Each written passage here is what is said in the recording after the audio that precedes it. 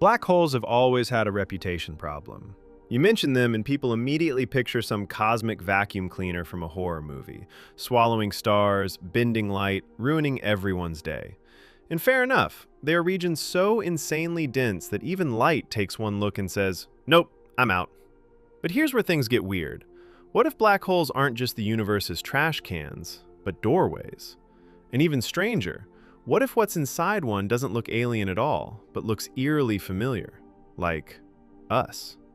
Picture this. Scientists are staring at fresh data from the Webb telescope, basically humanity's most powerful pair of glasses, and they're expecting something pretty straightforward. Half the galaxies should spin one way, half the other. Simple, balanced, symmetrical, nice and tidy. The universe, of course, laughs. Out of 263 galaxies observed, nearly 2/3 are spinning the opposite way from our own Milky Way. Now imagine a room full of astronomers staring at that result like, wait, did we install the universe upside down? Because this isn't supposed to happen. If everything started randomly, galaxy rotations should be evenly mixed. No preference, no pattern, just cosmic chaos doing its thing. But instead, it looks like there's a bias, a preferred direction, almost like the universe had a spin from the very beginning. And that's where things go from, interesting, to, okay, now I'm uncomfortable. One idea scientists are exploring is something called black hole cosmology. Stay with me, this is where it gets wild. We already know black holes form when massive stars collapse under their own gravity. Think of a star basically folding in on itself like a failed soufflé. But some physicists, like Nikodem Poplawski, suggest that collapse might not just create a black hole. It might create an entirely new universe on the other side. Imagine a tunnel, what physicists call an Einstein-Rosen bridge, or more casually, a wormhole. One end is a black hole pulling everything in, and the other end? A theoretical white hole pushing everything out. So instead of matter just being destroyed, it's transferred, recycled, reborn. Kind of like the universe hitting copy-paste on itself. Now connect that idea back to the spinning galaxies. If our universe was born from a black hole in another, larger universe, that original spin could have been passed down, like cosmic inheritance, which might explain why so many galaxies seem to follow the same rotational trend, and why ours doesn't. Yes, the Milky Way might just be that one rebellious galaxy going, "I'm not like the others." And it doesn't stop there. Some scientists have proposed that our entire universe could actually exist inside a black hole. This idea, linked to researchers like Raj Kumar Pathria and I.J. Good, suggests that what we call the edge of a black hole, the event horizon, might also act like the boundary of a universe. So from the inside, everything looks vast and expanding, but from the outside, it's just a black hole. Now take a breath, because this next part is both fascinating and slightly frustrating. You might be wondering, okay, cool theory, so can we look inside a black hole and check? Short answer, no. Long answer, also no, but with extra disappointment. Once anything crosses the event horizon, that's it. No signals, no light, no, "Hey guys, I found another universe in here," text messages. It's a one-way trip. Which means if there are universes inside black holes, they're completely hidden from us. And here's the twist that really messes with your head. If our universe is inside a black hole, then we might be part of something far, far bigger than anything we can observe. A structure so huge that our entire observable universe is just a tiny region inside it. As if your brain wasn't already doing gymnastics trying to process all of this, things somehow get even deeper. Because if black hole cosmology and these so-called Einstein-Rosen bridges are actually real, then we're forced to ask a slightly uncomfortable question. Where exactly is all of this going? I mean, seriously, are we just drifting? Expanding endlessly inside some cosmic tunnel? Or does everything eventually get spit out somewhere else, like the universe hitting an emergency exit through a white hole? To even begin answering that, we have to rewind to how black holes are born in the first place. When a massive star reaches the end of its life, its core collapses inward under its own gravity.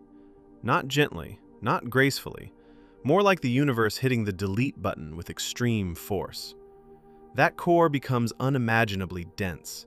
We're talking densities so extreme that everything else in existence looks soft by comparison. And that density? That's what creates the black hole's insane gravitational pull, dragging in matter, energy, even light itself. Now here's where things get both terrifying and weirdly funny. Because despite what sci-fi movies love to show, black holes don't just crush things, they stretch them, violently. As something falls in, gravity pulls harder on the part closer to the black hole than the part farther away. The result? You get stretched out into a long, thin strand, like a noodle. And yes, scientists actually call this spaghettification. Because apparently, when faced with cosmic horror, humanity copes by naming it after pasta. But here's where Nikodem Poplawski steps in and says, hold on, what if that's not the end of the story? Instead of matter being crushed forever into a singularity, that infamous point of infinite density at the center of a black hole, there might be a limit, a breaking point. According to this idea, something called torsion, a kind of twisting of space-time, starts to fight back as matter becomes incredibly dense. Combine that with the black hole's spin, and suddenly gravity doesn't get to win forever. Instead of collapsing infinitely, everything stops, and then reverses. Think of it like compressing a spring as hard as you possibly can. At some point, it refuses to compress any further and snaps back. Hard. Now, scale that up to a cosmic level. That rebound could trigger a massive expansion of space, energy, and particles. Which starts to sound a lot like something we already know, the Big Bang. So instead of our universe appearing out of nothing, it might have been born from the inside of a black hole, expanding outward after this massive bounce. Which would explain why, on large scales, the universe looks so smooth, so uniform, and strangely consistent in every direction. Now take that idea and push it just a little further. If one black hole can create a universe, then theoretically, every black hole could be doing the same thing, each one becoming a kind of cosmic seed, growing its own internal universe, completely cut off from the outside. At this point, the universe starts to feel less like a single structure, and more like an endless set of Russian nesting dolls. Universes inside black holes, inside universes, inside even bigger black holes. It's not just big, it's ridiculous. But before you start planning your trip to universe number 2, there's a problem. A big one. That exit point, the theoretical white hole on the other end of a wormhole, you can't enter it from the outside. It's a one-way system, meaning interdimensional travel stays exactly where it's always been, in science fiction and late-night what-if conversations. So yes, if this theory holds, our universe could be sitting comfortably inside a black hole, which itself exists in a much larger universe beyond anything we can observe. Now you might be wondering, how did we even get here, from looking at galaxies to questioning reality itself?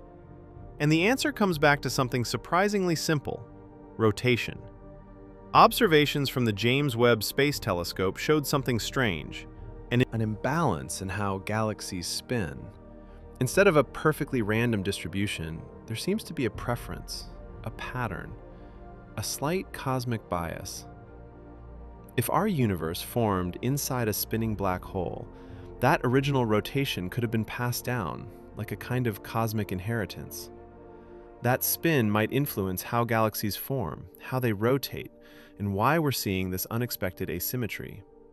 Even our own Milky Way might just be part of that inherited motion, just slightly offbeat compared to the rest. But, and this is where science keeps itself honest, there's another possibility, a much less dramatic one. It could just be a measurement issue.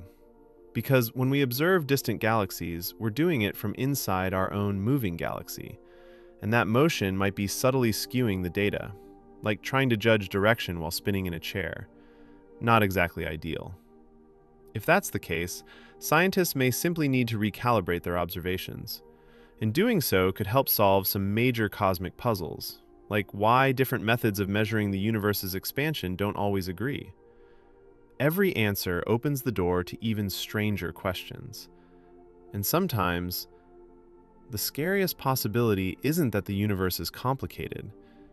It's that it might be far bigger, far stranger, and far more layered than we ever imagined.